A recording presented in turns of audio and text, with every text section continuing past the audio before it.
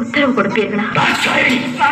என்னை அவமானப்படுத்த வேண்டும் என்பதற்காகவே எனக்கு அழைப்பு விடுக்காமல் யாகத்தை தொடங்கி இருக்கிறான் தட்சன். எனக்கு வழக்கமாக சேர வேண்டிய அவர் பாகத்தையும் தர மறுக்கிறார்.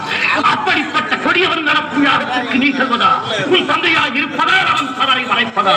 அதற்கு நான் உத்தரவு தருவதா?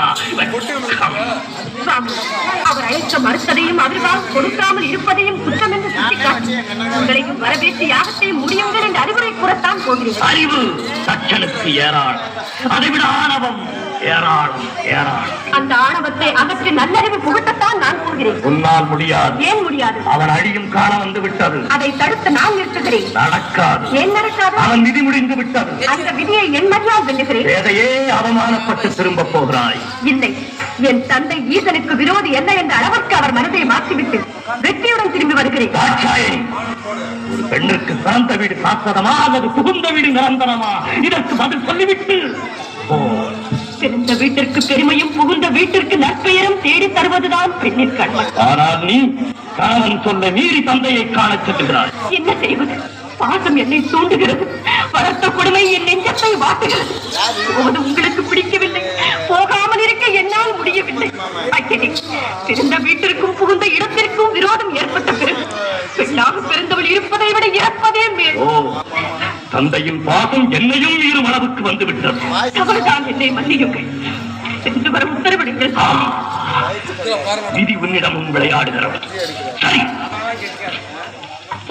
சுவாமி, போய் வா என்று சொல்லுங்களேன்.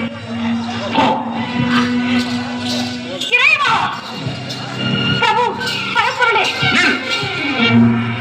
எங்கு வந்தாய்? எதற்காக வந்தாய்? எந்த முகத்தோடு என்னை பார்க்க வந்தாய்? என்னை மன்னித்து விடுங்கள். பெண் புத்தி பின் புத்தி என்ற சொல்லுக்கு இலக்கணம் கண்டுவிட்டேன். பாசத்திற்காக சென்று பலனை அனுபவித்து விட்டேன்.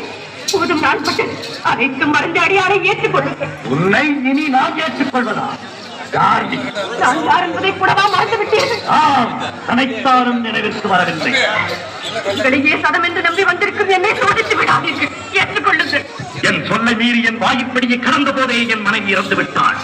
என் பரம எதிரி தட்சனின் மகள் தாட்சாயணி தான் இப்போது வந்திருக்கிறார். இல்லை, இல்லை, இனி ஒரு முறை என்னை தட்சன் மகள் என்று சொல்லாதீர்கள்.